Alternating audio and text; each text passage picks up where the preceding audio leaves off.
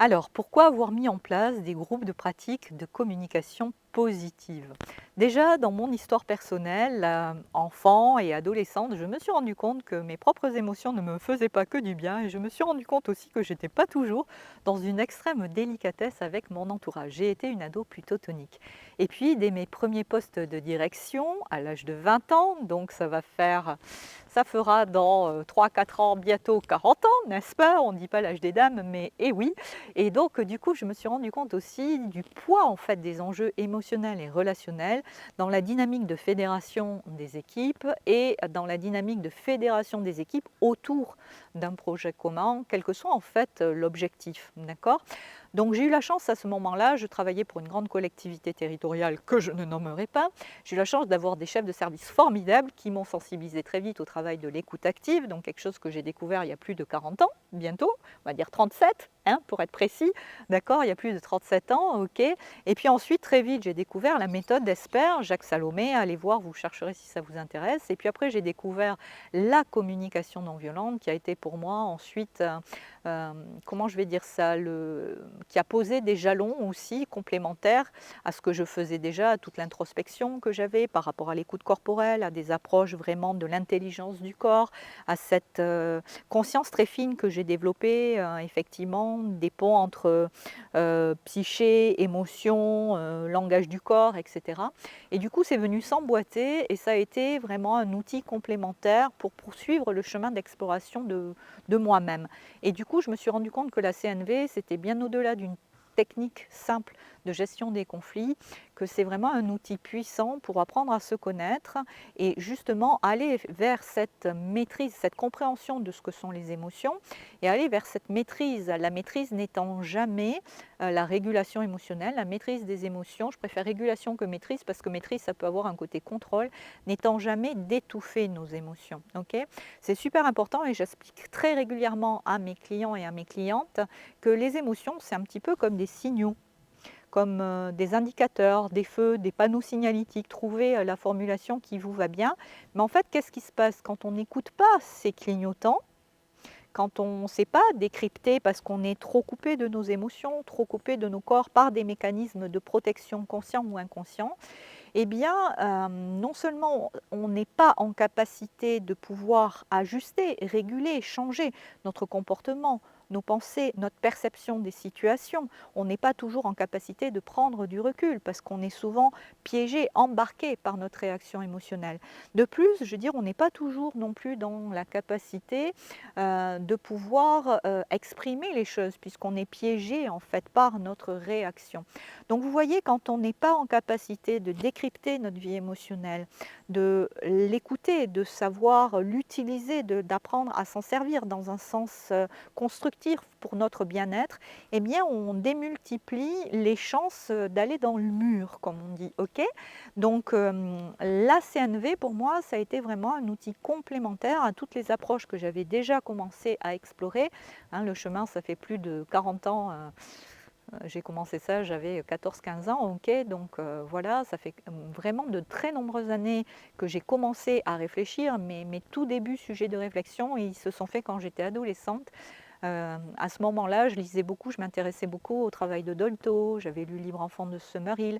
J'avais compris que c'était une histoire d'éducation et que notre éducation, elle était super importante, mais ce que je n'avais pas compris à l'époque, c'est que la première que j'allais devoir rééduquer, c'était moi-même. Ok, donc vous voyez les petites graines, et puis bon, il y a eu d'autres choses avant, mais je ne veux pas être trop longue sur cette vidéo. Donc j'ai été aussi explorer ensuite une méthode plus réservée aux institutions, aux entreprises, comme la méthode DES, qui est une méthode assertive, qui, à la différence de la CNV, ne va pas chercher, nommer directement, on va dire, le besoin. On se met plutôt focus ensemble sur la recherche de solutions, ce qui est toujours très intéressant en moment de crise, plutôt que de rester coincés les deux d'émotionnel à émotionnel dans un jeu de ping-pong qui est jamais très constructif. Il vaut mieux effectivement se mettre ensemble, focus sur la recherche des solutions par rapport à la problématique du moment. Ok, et puis, il se trouve que j'ai également été explorée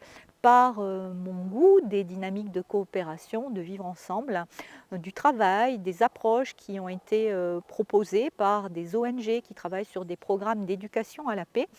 Et là, je me suis rendu compte qu'il y avait, comme toujours, beaucoup de dénominateurs communs avec ce que j'avais déjà exploré, que ça soit l'écoute du corps, que ça soit la respiration, le fait de placer l'attention dans certaines parties du corps, et cetera, la contribution, mais aussi effectivement le contact avec la nature, l'utilisation de nos 5 sens. Enfin voilà, des clés qui sont utilisées dans des programmes d'éducation à la paix, mais tout ça en fait se rejoint et on retrouve toujours les mêmes piliers, ce qui est quelque part, je trouve, en tout cas de mon point de vue, assez rassurant et démontre bien là qu'on a quelque chose qui est construit et qui rassemble, ok, et qui peut nous rassembler dans ces questions de régulation émotionnelle et de gestion des conflits.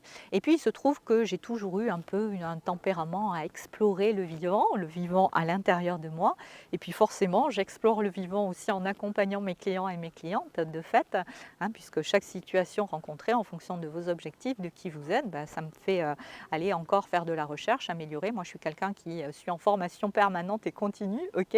Donc, du coup, tout ça pour mieux vous servir, pour mieux vous accompagner. Eh bien, il se trouve que dans ce laboratoire intérieur qui est un peu le mien, je suis en train de me rendre compte aussi de la puissance d'autres techniques et d'autres outils, là que je réserve plus spécifiquement aux gens qui sont en accompagnement avec moi sur le parcours individuel de formation et de transformation Cap Sérénité selon le process réel, qui est un process qui rassemble vraiment l'ensemble de mes compétences, donc avec différents modules très structurés où vraiment on suit une méthodologie. Si vous avez envie d'en savoir plus, n'hésitez pas à aller voir ma fiche prestation, à réserver la séance de découverte avec moi de toutes les façons, et là vous pourrez poser toutes les questions dont vous avez envie. Mais il n'empêche effectivement que je suis aussi en train d'appréhender, donc à travers ces 40 années d'exploration et de connaissance de moi, d'accompagnement, de formation de public pluriel, d'autres approches de gestion et de régulation des conflits. Et en temps voulu, j'irai aussi transmettre ça d'une façon beaucoup plus officielle via des livres, je pense. Donc maintenant, je vais coucher toutes mes connaissances dans des livres. Voilà. Et du coup, voilà pourquoi j'ai décidé de mettre en place ces groupes de pratique. Je suis bien consciente d'une part que plutôt que d'avoir une connaissance intellectuelle qui reste mentale, c'est toujours à mon sens l'expérience qui prévaut pour asseoir ces connaissances intellectuelles et ces connaissances mentales. Rien ne vaut l'expérience. Donc on va partir vraiment de vos situations pratiques, bien évidemment en fonction de la composition du groupe, en fonction de vos attentes, des objectifs. C'est moi qui viendrai ajuster les techniques que je vais vous proposer.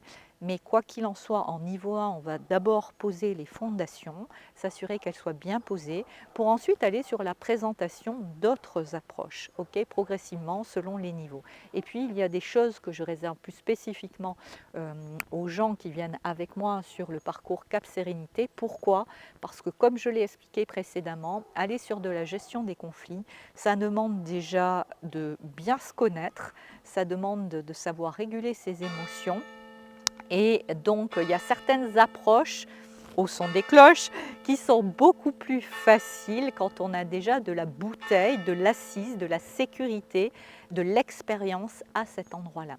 Donc voilà, donc en fonction des niveaux, on va s'ajuster, on va partir de vos besoins, des cas pratiques, et petit à petit, vous allez acquérir aussi par ces mises en situation, je veux dire, toutes ces approches en fonction effectivement de votre évolution. Donc ce qui est important, c'est que vous allez aussi vous enrichir en fait de la dynamique de groupe, des expériences de chacun. Vous allez vous rendre compte que vous n'êtes pas tout seul, des fois à être agacé, à vous mettre en colère, à ne pas savoir réagir, ou au contraire à être plutôt dans le fait de refouler vos émotions, voire de les étouffer, d'être dans le déni, dans la fuite parfois aussi, la fuite ou le combat, notamment vis-à-vis de la peur, des choses comme ça. Donc on va aussi aborder bien sûr ces questions-là dans le cadre de ces groupes de pratique. Mais voilà ce que je pouvais vous partager dans ce qui m'a motivée et dans l'expérience que j'ai auprès vraiment de publics pluriels, d'équipes plurielles. J'ai travaillé aussi avec des publics extrêmement difficiles dans des quartiers, des cas sociaux avec beaucoup de violence.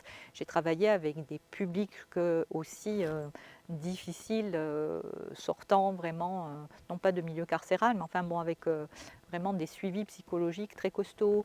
J'ai accompagné des équipes plurielles dans le domaine éducatif, dans le domaine social.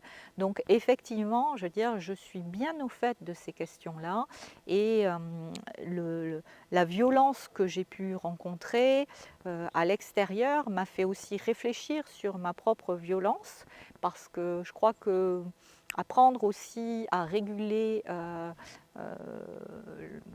notre verbal, notre gestuel, c'est aussi apprivoiser des fois en étant dans le non-jugement, la violence qu'il peut y avoir parfois à l'intérieur de soi. Et je trouve honnête, plus on est dans l'acceptation de qui on est, de se dire ok, par moment, selon les situations, je peux être traversée d'une certaine forme de violence. Ça ne fait pas de moi une mauvaise personne, un mauvais père, une mauvaise mère, un mauvais enseignant, un mauvais éducateur, un mauvais chef, un mauvais manager, mais par moment, j'ai ce truc-là qui réagit à l'intérieur de moi. Après, votre responsabilité, plutôt que dire c'est la faute de, c'est la faute de ma compagne, c'est la faute de mon chef, c'est la faute de la politique, c'est la faute de mon frère, c'est la faute des enfants, c'est la faute de toujours l'extérieur. À un moment donné, prendre sa responsabilité, ça veut aussi dire se demander est-ce que j'ai pas une part de faute moi aussi là-dedans. J'aime pas le mot faute, mais en tout cas, est-ce que j'ai pas une responsabilité à récupérer pour transformer ça? Et est-ce que je ne peux pas me proposer aussi de me dire, ok, c'est peut-être à moi aussi à aller voir pourquoi je réagis comme ça dans ces moments-là. Ok.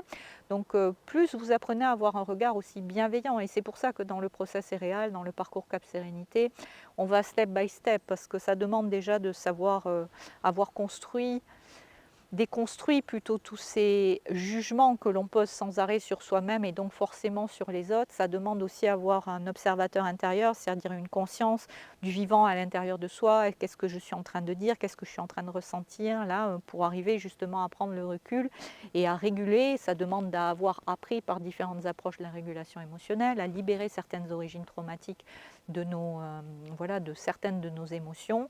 Et puis ensuite, on peut aller plus facilement dans ces questions de communication positive. Mais ces groupes de pratique vont néanmoins nous permettre effectivement de poser des jalons, de s'enrichir de l'expérience d'un groupe. Et donc, je suis donc ravie de lancer ces cycles d'ateliers, aussi bien en virtuel qu'en présentiel. Donc, je vous dis à très bientôt pour démarrer ces groupes de pratique, savoir gérer les conflits. À très bientôt.